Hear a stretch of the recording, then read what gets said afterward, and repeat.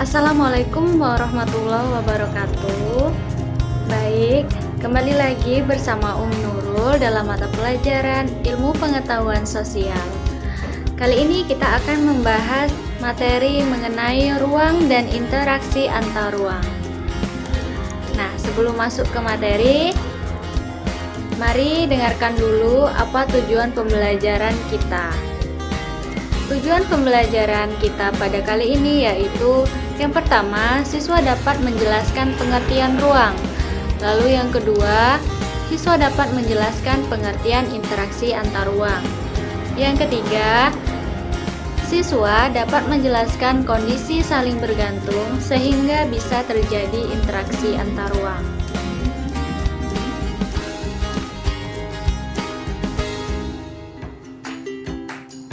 Selanjutnya, perhatikan ilustrasi gambar berikut ini. Ini gambar rumah. Biasa digunakan sama manusia sebagai tempat tinggal. Dan ini gambar sungai. Digunakan oleh hewan dan tumbuhan sebagai tempat tinggal. Rumah dan sungai ada di permukaan bumi. Lalu, apa itu ruang? Jadi, ruang adalah seluruh permukaan bumi yang digunakan oleh manusia, hewan, tumbuhan sebagai tempat tinggal. Oke, selanjutnya, apa itu interaksi antar ruang?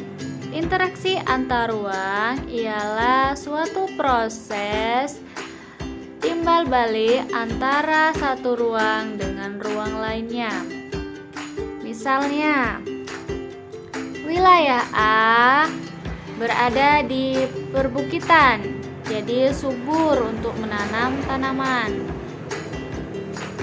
Tetapi wilayah A membutuhkan ikan. Wilayah B berada di pesisir. Dia membutuhkan sayuran. Jadi wilayah A dan wilayah B bekerja sama untuk memenuhi kebutuhan hidup mereka. Inilah yang dinamakan hubungan timbal balik. Setiap daerah atau setiap ruang memiliki karakteristik yang berbeda-beda. Bisa dari tanah, tumbuhan, atau batu-batuan, dan lain sebagainya. Interaksi antar ruang tersebut bisa terjadi berupa pergerakan orang, pergerakan barang, dan pergerakan komunikasi.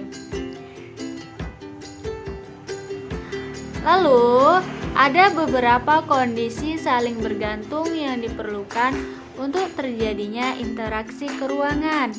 Yang pertama ada saling melengkapi, yang kedua ada kesempatan antara, dan yang ketiga ada keadaan dapat diserahkan. Maksudnya, mari kita lihat penjelasan satu-satu. Nah, ini contoh saling melengkapi. Apa itu saling melengkapi nih?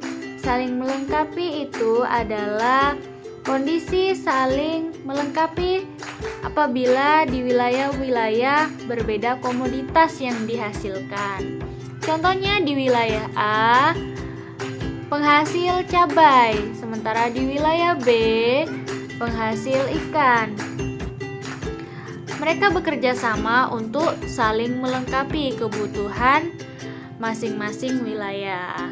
Nah, ini nanti wilayah A memberikan cabainya untuk wilayah B dan wilayah B memberikan ikan untuk wilayah A. Itu namanya saling melengkapi.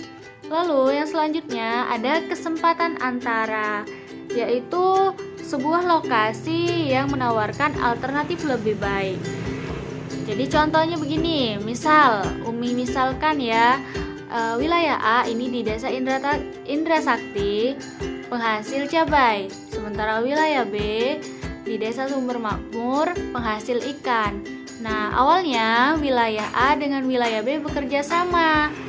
Namun tiba-tiba terdengar wilayah C juga penghasil ikan. Nah, wilayah C ini berada di Desa Pelambayan misalnya. Jadi, wilayah C ini kan lebih dekat dengan wilayah A. Maka wilayah A memilih bekerja sama dengan wilayah C. Kenapa? Karena lebih dekat. Yang namanya lebih dekat, biaya transportasinya makin murah. Nah, ini kenapa wilayah A dengan wilayah B interaksinya semakin melemah karena sudah ada wilayah C yang lebih dekat dengan wilayah A. Yang selanjutnya, yang ketiga, ada keadaan dapat diserahkan. Maksudnya gimana, Mi? Keadaan dapat diserahkan itu adalah sarana prasarana yang mendukung untuk terjadinya transaksi. Misalnya wilayah A ini penghasil cabai mau bekerja sama dengan wilayah B. Tiba-tiba di tengah jalanan rusak. Maka yang terjadi adalah tidak terjadi transaksi antara A dengan B karena ada kendala. Jadi gagal bertransaksi atau gagal berinteraksi. Oke. Cukup sekian pembelajaran kita pada pertemuan kali ini. Kita lanjutkan lagi di pertemuan minggu depan. Silahkan nantikan video selanjutnya. Assalamualaikum warahmatullahi wabarakatuh.